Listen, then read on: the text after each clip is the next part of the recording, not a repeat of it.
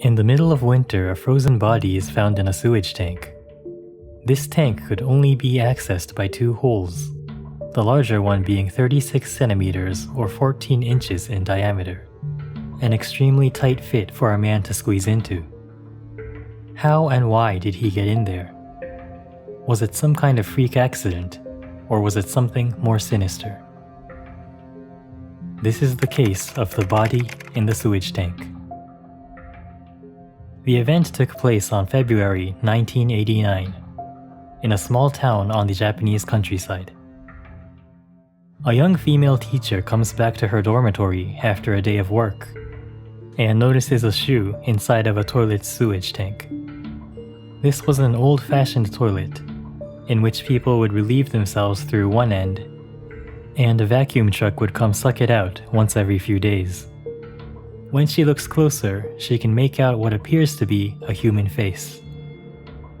The teacher goes outside to take a look inside the sewage tank from the other end, and is shocked to see what is clearly a human foot. She alerts her fellow teachers living in the same dormitory, and the police are called momentarily. Police and the local fire department attempt to pull the body out, but fail to do so because the opening is too small. Eventually, they had to dig up the sewage tank and crack it open to retrieve the body. Inside, they find a half-naked body in a face-up fetal position, clutching his coat to his chest, and one of his shoes near his head. His other shoe was found a short distance away on a riverbank. The identity of the body was found to be that of a young man, let's call him S, that lives in a nearby town. The following autopsy revealed that S had passed away roughly 2 days ago, and the cause of death had been hypothermia, combined with the lack of circulation due to being in a tight space for an extended period of time. There were no injuries or any indication of foul play.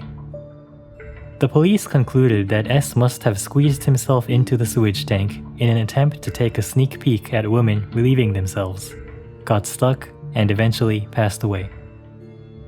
But is it really that simple?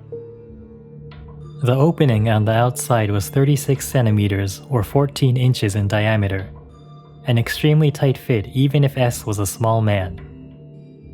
The position the body was in implies that he must have gone in head first, as there is not enough space to turn around inside.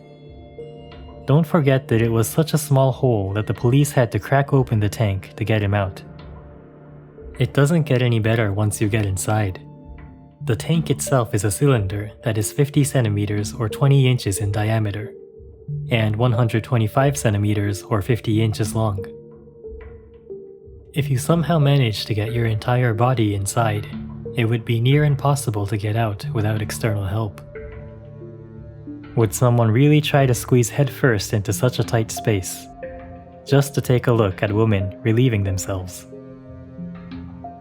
Then there is the question of why he was half naked, holding his coat to his chest.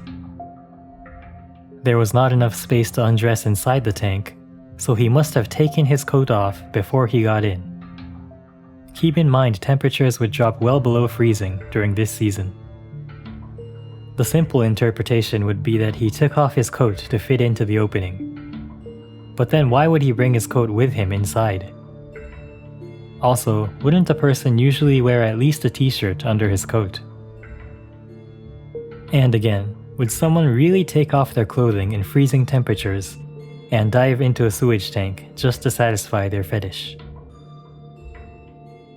Another point regarding clothing is that one of his shoes was found near his head, which means he took off his shoe beforehand and threw it inside before he got in himself. Why would he do this? His other shoe was found on a riverbank a short distance away, which makes absolutely no sense. It would be understandable if he had left both shoes there, so he wouldn't leave shoe prints near the dormitory. But I can't think of any reason for him to take one shoe off and bring the other with him. As for S himself, he was considered to be a stand-up citizen, well liked by his friends and local community. Many found it difficult to believe the story provided by the police, and 4,000 people signed a request form for the case to be reopened, but the police never obliged. Various rumors arose over the years regarding this case, and whether foul play was involved. There were two theories that the locals suspected. The first is that S had gotten himself mixed up in a love triangle. There had been rumors that the female teacher who found the body and S were secret lovers, even though the female teacher was engaged to another man. It was also known that the female teacher had taken 4 days off work, leading up to the day of discovering the body. S's father also claims that S had been missing for the last 4 days.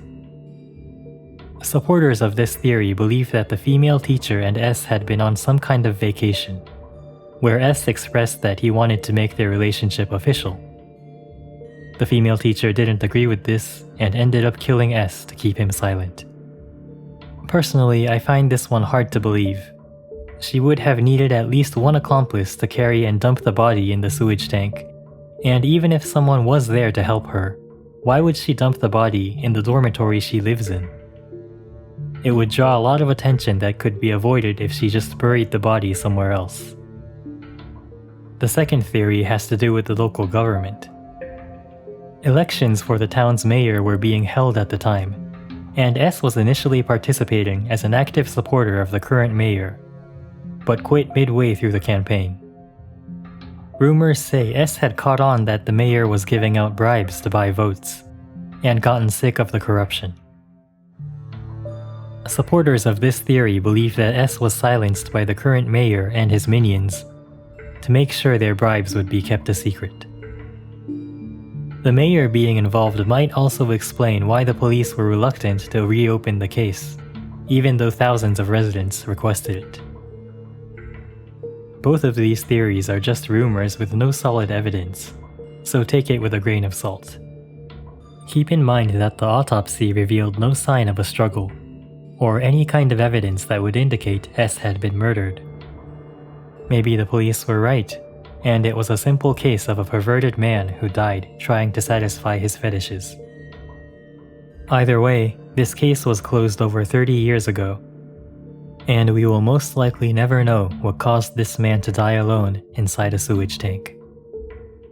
No matter whether it was an accident or a murder, it would have been a terrifying way to die, no matter what the circumstance. Let me know what you think happened to him in the comments below. Thank you for watching until the end.